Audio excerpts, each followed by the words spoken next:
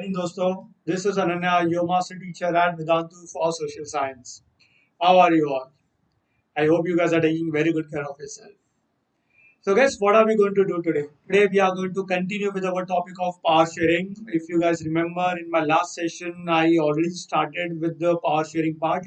I gave you the explanation of some important concepts which are going to be very, very important to understand today's session. Okay, so if you haven't watched the video, make sure that you please watch the previous video as well because those concepts are going to be very, very helpful to understand today's topic. Okay, let's move ahead, guys. What are we going to learn in this session? In this session, I'm going to teach you guys the case study of Belgium and Sri Lanka. So let's get started with the very first one, that is the case study of Belgium. Okay, guys, before we move ahead, do not forget to hit the like button, and if you haven't subscribed to our channel, make sure that you guys are subscribed to the channel. Okay, it is absolutely free of cost. कंजूसी से बिल्कुल करने का नहीं. Great. Let's understand, guys, the case study of Belgium. Guys, overall, Belgium is a country in Europe. It is even smaller than the state of Haryana. So, Haryana is an Indian state which is towards the north of India. It is even smaller than the state of Haryana. Overall, the population of Belgium is just 1 crore, which is about half of the population of state of Haryana. If you look at the borders with which Belgium shares its border with the countries, that is with Netherlands. Okay, let me show you. It shares its border with Netherlands, Germany, Luxembourg, and France. Okay, so all these are the neighbors of Belgium. Overall, if you look at the ethnic composition of Belgium, ethnic composition, I hope you know the meaning of what is ethnic. In the last session, I already gave you the explanation of ethnic. Okay, if you look at the ethnic composition of Belgium, in the north, you will in the Flemish region, you will find Dutch-speaking people, which are nearly 59%, like 59% of the total population of Belgium. In the Wallonia region, you will find French speaking people, which is nearly 40% of the total population of Belgium, and 1% are German speaking people. So, this is the ethnic composition of Belgium. Because at that time, French were more powerful and they were more rich. Guys, I want you to make a note of this, like Dutch speaking people are 59%, French speaking people are 40%, and 1% people are German speaking people. Okay, I want you guys to make a note of this. Pause the video and make a note of this. Now, guys, coming to the capital of Belgium. The capital of Belgium is Brazil. Now, if you look at this, is the capital of Belgium, Brazil. All right. Guys, if you look at the ethnic composition in Brazil, you will find 80% people are French speaking people and 20% are Dutch. Overall, in Belgium as a country, Dutch speaking people are more. But in capital of Belgium, Dutch speaking people are less. Alright. Guys, in such a huge diversity also, Belgium accommodated this diversity. Okay, they shared the power with every community equally. How? How it was done? Let's understand. Guys, the Constitution of Belgium was amended 4 times between 1970 and 1993. Now, there is a term amended. What do we understand from the term amended? Let's understand. Guys, amend means to change. Okay, so the Constitution of Belgium was amended 4 times to accommodate this diversity.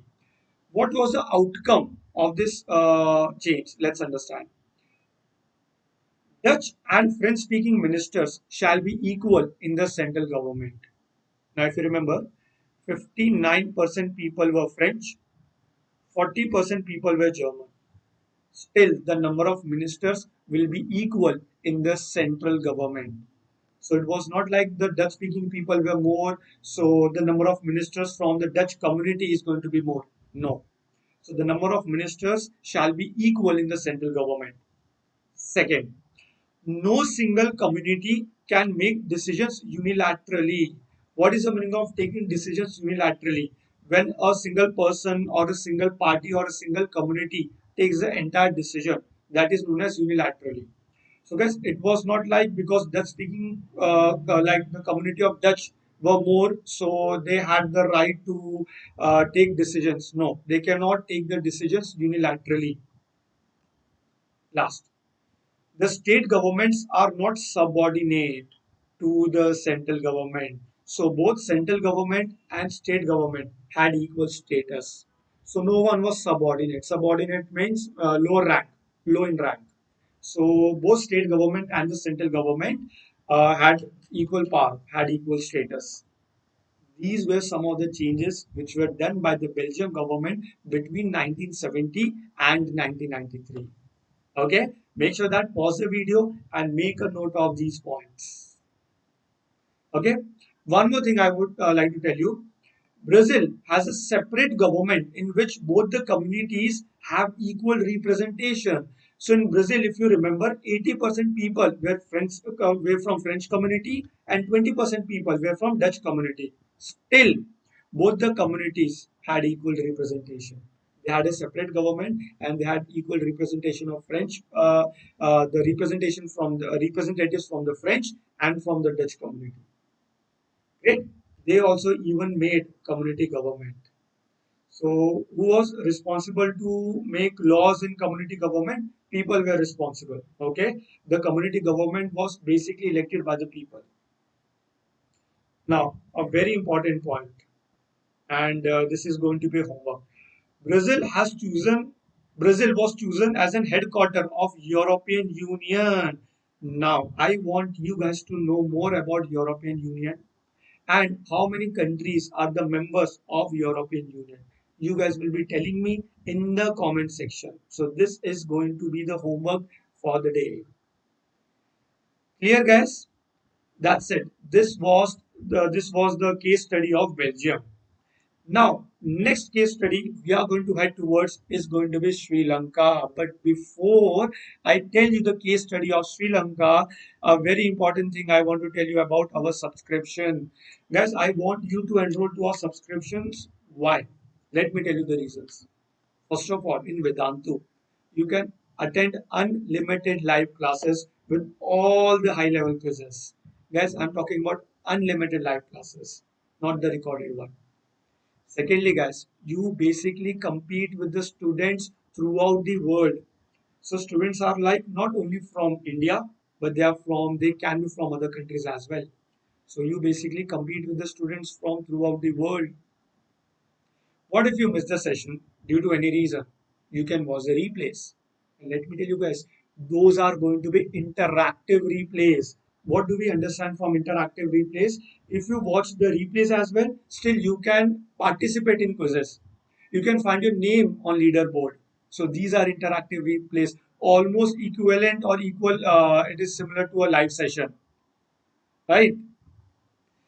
You can also download the handwritten content by the master teacher. Doubt solving is done during the session. Tests are taken, assignments are given to you, and not only this, you can even attend unlimited micro courses and crash courses, which are going to be absolutely free for you.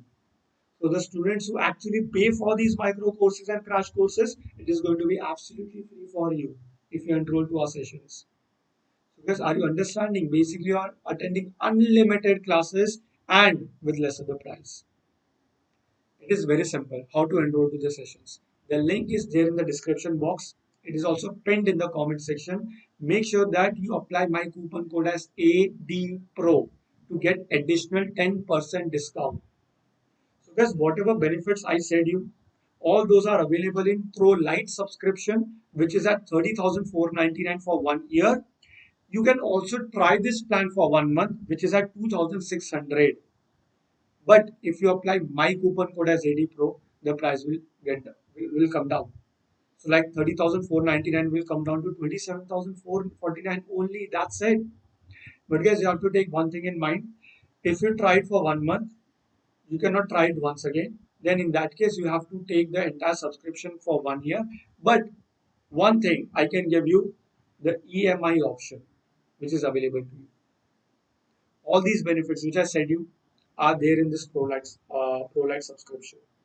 Second, if you want that your doubts should be solved after the session, then you can take our Pro Classic subscription, which is at just 38,999. So after the session also, you can ask the doubts. This plan also you can try for 1 month, which is at 3,300. And again, if you apply my coupon code as AD Pro, it will come down. Again, 10% discount. Still, let me tell you one more thing.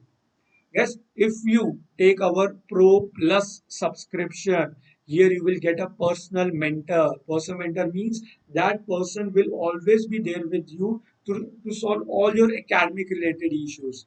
He will help you with all your assignments, academic related queries. For this, the entire plan is for 55,999 only for 1 year. And you can try this for 1 month also, which is at 4700. Again, guys, you can apply my coupon code as AD Pro and you will get additional 10% discount. So, guys, our batches are going to start. The 10 CBSE batches are going to start from 24th of May. So, hurry up, go there and enroll to our subscription. Great. Now, guys, I hope you guys are enjoying this video and you guys are able to understand the things. If yes, hit the like button. कंजूसी से बिल्कुल मत करना. Hit the like button. Subscribe to our channel. Okay, now guys, we have completed the case study of Belgium. Now we are heading towards the case study of Sri Lanka. Guys, Sri Lanka is a very small country to the south of India. Take it is like few kilometers away from the coast of Tamil Nadu. It's a very small country. They got independence in year 1948. Overall, if you look at the population of Sri Lanka, it is nearly 2 crore. And over here, you will find two major ethnic groups. Sinhala speaking people and Tamil speaking people. Sinhala speaking people are nearly 74% of the total population of Sri Lanka, and Tamil speakers are nearly 18% of the total population of Sri Lanka. Now you will say, sir, 74 plus 18 is somewhat nearly 92. So what about the other 8%? Rest 8% includes Christians and Muslims as well. But these are the two major social ethnic groups in Sri Lanka. Make sure that you pause the video and make a note of this. Okay? Great. Guys, what they did in 1956, the government of Sri Lanka in 1956, they passed an act. Now, what do we understand from the term act? Act means law. Okay. They passed a new act in 1956 which gave the recognition to Sinhalas. That is, Sinhala became the official language of Sri Lanka and they disregarded Tamil language. Just imagine what is the meaning of disregarding, ignoring. They ignored the Tamil language and Sinhala became the only official language of Sri Lanka. Because of which, what happened? Because of which, there was a war between Tamilians and Sinhalas, and this war came to be known as the Civil War. Now, what do we understand from Civil War? Guys, when the people of the same country they fight with each other, like in a country there are many groups like political groups, social groups. So when these groups fight with each other, it is known as civil war. You know, guys, thousands of people were killed in the civil war. And if you think Sinhalas were more in number, so it only affected Tamilians, no. When the people are killed, they are killed from both the communities. Many people became refugees. I want you guys to tell me in the comment section the meaning of refugees. Okay, many people became refugees also. But finally, this war ended in year 2009. Civil War. So guys, this was a case study of Sri Lanka. I hope you understood the case study of Sri Lanka and Belgium. Okay. Now, guys, if you conclude these two topics, you will come to a conclusion that Belgium also had diversity, Sri Lanka also had diversity. But Belgium accommodated the diversity. They shared the power with the other communities. But this was not done by Sri Lanka. And you can see the result as civil war. So guys, why power sharing is desirable? Why we should follow the concept of power sharing? I will tell you two reasons. The very first reason, it is prudential in nature. Guys, what is meant by it is prudential? Practically, it is a good thing. How? Guys, first of all, it reduces the possibilities of conflicts between the social groups. Now, if you guys remember, take the case of Sri Lanka. Sinhalas became powerful. They were not ready to share the power with the other communities, so it gave us to conflicts, fights, riots, झगड़े हो गए दोनों communities के बीच में. So it gave us to conflicts between these two groups. If the power would have been shared, it would have reduced the possibilities of conflicts so that it can ensure political order, stable political order. So when there are no conflicts, so administration of a country goes smoothly. There is peace in the country. So guys, all these things, when the power is not shared, it affects both majority as well as minority. It is not like in the case of Sri Lanka because Sinhalas were more in number, so they were not affected. People of Sinhalas from Sinhala community were also killed. They also became refugees as compared to Tamilians. Okay. So guys, basically power sharing will always give you better outcomes. So this is the very first reason why power sharing is desirable. Second reason is moral. Yes, power sharing is a very spirit of democracy. Yes, power sharing is basically a part of democracy. It is an inevitable part of democracy.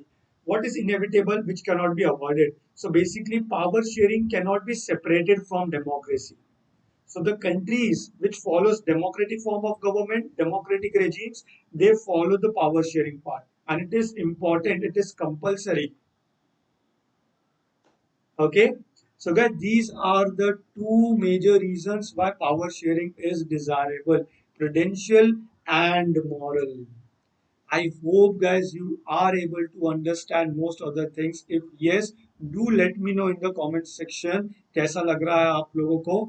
And guys, you can also enroll to our sessions. I already gave you the explanation why you should enroll to our sessions. The link is there in the description box and it is also pinned in the comment section. Do not forget to apply my coupon code as AD Pro.